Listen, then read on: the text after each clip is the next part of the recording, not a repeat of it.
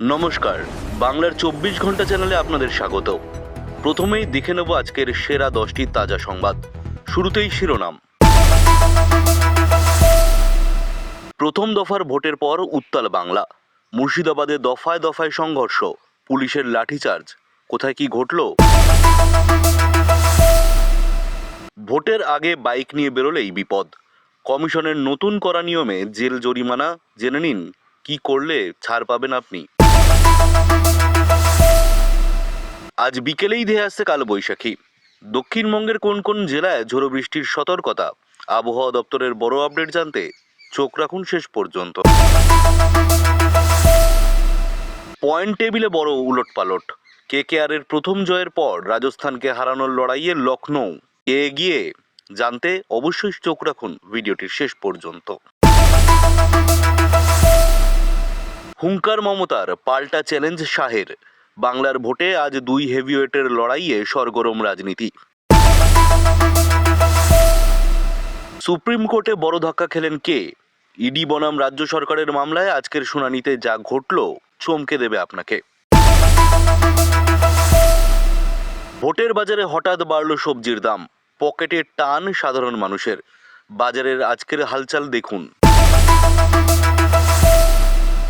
শাকিব খানের নতুন গানে তোলপাড় ইউটিউব।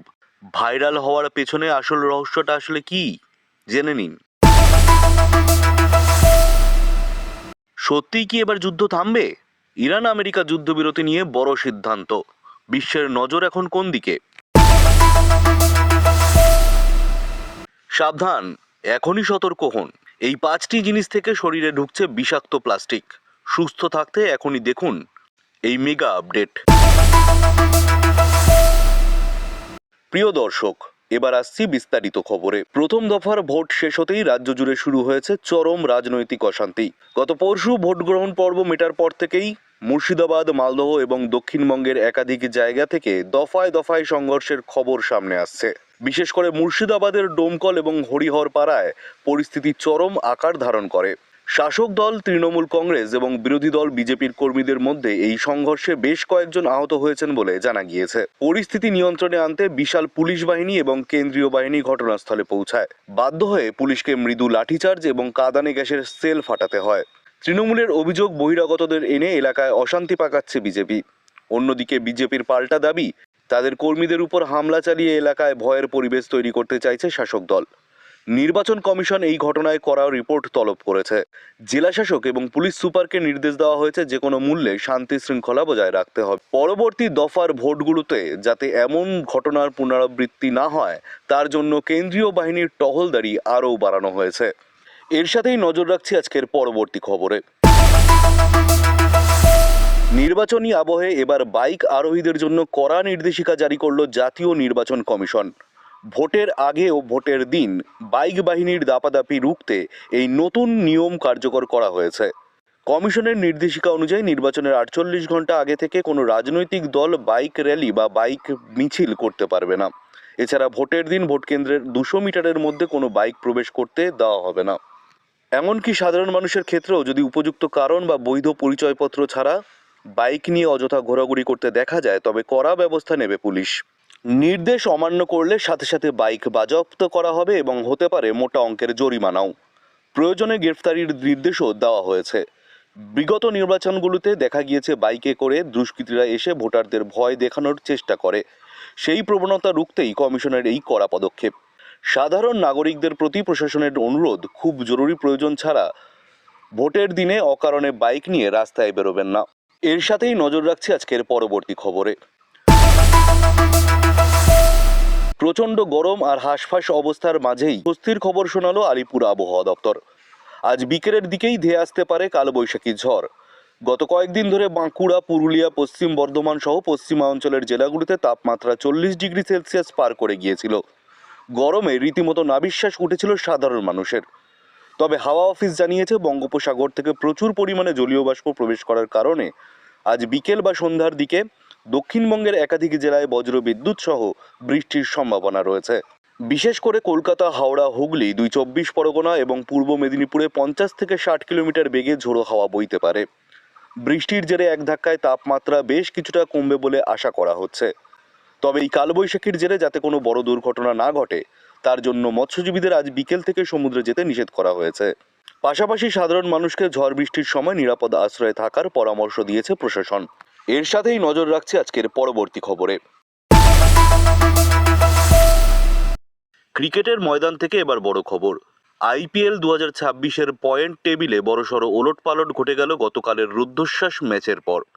কলকাতা নাইট রাইডার্স বা কেকেআর তাদের দুর্দান্ত জয়ের পর প্লে অফের দৌড়ে নিজেদের অবস্থান আরও মজবুত করেছে। ইডেন গার্ডেন্সে গতকালের ম্যাচ নাইটদের ব্যাটিং এবং বোলিং দাপটে রীতিমতো উড়ে গিয়েছে প্রতিপক্ষ। বিশেষ করে রিঙ্কু সিং এবং শ্রেয়াস আইয়ারের যুগলবন্দিতে যে ঝড় উঠেছিল তা দেখে মুগ্ধ ক্রিকেট প্রেমীরা। তবে আজকে নজর থাকবে লখনৌ সুপার জায়ান্টস এবং রাজস্থান রয়্যালসের হাই ভোল্টেজ ম্যাচের দিকে। পয়েন্ট টেবিলের যা পরিস্থিতি তাতে রাজস্থানকে হারাতে পারলেও লখনৌ সোজা প্রথম 3-এর মধ্যে ঢুকে পড়বে। অন্যদিকে রাজস্থান চাইছে তাদের জয়ের ধারা বজায় রাখতে। সব মিলিয়ে আইপিএলের এই মরশুম যত এগোচ্ছে উত্তেজনা ততই বাড়ছে। বাংলার ক্রিকেট প্রেমীদের চোখ এখন কেকেআরের পরবর্তী ম্যাচের দিকে, যেখানে এক হাড্ডাহাড্ডি লড়াইয়ের অপেক্ষা করছেন সবাই। এর সাথেই নজর রাখছি আজকের পরবর্তী খবরে। রাজ্য রাজনীতিতে আজ যেন সুপার সানডের মেজাজ। একদিকে রাজ্যের মুখ্যমন্ত্রী মমতা বন্দ্যোপাধ্যায়ের হুঙ্কার, অন্যদিকে দেশের স্বরাষ্ট্রমন্ত্রী অমিত শাহের পাল্টা চ্যালেঞ্জ। সব মিলিয়ে সরগরম বাংলার ভোট ময়দান। আজ উত্তরবঙ্গের মাটিতে জোড়া সভা করছেন তৃণমূল সুপ্রিমো।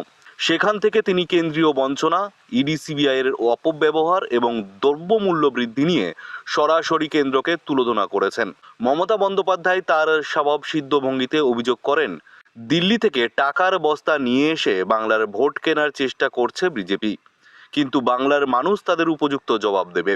ঠিক অন্যদিকে দক্ষিণবঙ্গে পাল্টা সভা থেকে অমিত শাহ কড়া ভাষায় আক্রমণ করেন তৃণমূল সরকারকে। দুর্নীতি, সন্দেশখালী ইস্যু এবং অনুপ্রবেশ ইস্যুতে রাজ্য সরকারকে কাঠ গড়ায় দাঁড় করিয়ে শাহ বলেন, বাংলায় কাটমানি আর তোলাবাজির সরকার চলছে। এই দুর্নীতিগ্রস্ত সরকারকে উপড়ে ফেলাই বিজেপির প্রধান লক্ষ্য। দুই হেভিওয়েট নেতার এই বাগযুদ্ধে আজকের রাজনৈতিক পারদ যে চরমে তা বলাই বাহুল্য। এর সাথেই নজর রাখছি আজকের পরবর্তী খবরে। রাজ্য সরকার বনাম এনফোর্সমেন্ট ডিরেক্টরেট বা ইডি আইনি লড়াইয়ে আজ সুপ্রিম কোর্টে এক গুরুত্বপূর্ণ শুনানি অনুষ্ঠিত হলো। রাজ্যে চলা একাধিক দুর্নীতি মামলা, বিশেষ করে নিয়োগ দুর্নীতি এবং রেশন দুর্নীতি মামলায় কেন্দ্রীয় তদন্তকারী সংস্থার অতি সক্রিয়তা নিয়ে শীর্ষ আদালতের দ্বারস্থ হয়েছিল রাজ্য। রাজ্যের অভিযোগ ছিল, ভোটের আগে উদ্দেশ্য প্রণোদিতভাবে সরকারি আধিকারিকদের তলব করে প্রশাসনিক কাজে বাধা সৃষ্টি করছে ইডি। কিন্তু আজকের শুনানিতে সুপ্রিম কোর্টের প্রধান বিচারপতি বেঞ্চ স্পষ্টভাবে জানিয়ে দেয় যে দুর্নীতির তদন্ত কোনোভাবেই থামানো যাবে না। আদালত ইডিকে তদন্ত চালিয়ে যাওয়ার নির্দেশ দিয়েছে, যা রাজ্য সরকারের জন্য একটি বড় ধাক্কা হিসেবেই মনে করছে ওয়াকিবহাল মহল। তবে একই সঙ্গে ইডিকেও নির্দেশ দেওয়া হয়েছে তারা যেন আইন মেনেই পদক্ষেপ করে এবং তদন্তের নামে কাউকে অযথা হয়রানি না করে। এই নির্দেশের পর বিরোধী দলগুলো রাজ্য সরকারকে আক্রমণ করতে সুর আরও চড়িয়েছে। এর সাথেই নজর রাখবো আজকের পরবর্তী খবরে। ভোটের আবহে এবার সাধারণ মানুষের কপালে চিন্তার ভাঁজ ফেলেছে বাজারের আগুন দাম। হঠাৎ করেই রাজ্যের বিভিন্ন খুচরো ও পাইকারি বাজারে সবজির দাম আকাশ ছোঁয়া হয়ে গিয়েছে। কোলে মার্কেট বা শিয়ালদহ থেকে শুরু করে জেলা স্তরের বাজারগুলোতে একই ছবি। জ্যোতি আলু যা কিছুদিন আগেও 25 টাকায় বিক্রি হচ্ছিল তা আজ 35 থেকে 40 টাকায় বিকোচ্ছে। টমেটো ছুঁয়েছে 80 থেকে 100 টাকার গণ্ডি। কাঁচা লঙ্কা, পটল, উচ্ছে থেকে শুরু করে রোজকার ব্যবহারের আদা রসুনের দামও মধ্যবিত্তের নাগালের বাইরে চলে যাচ্ছে।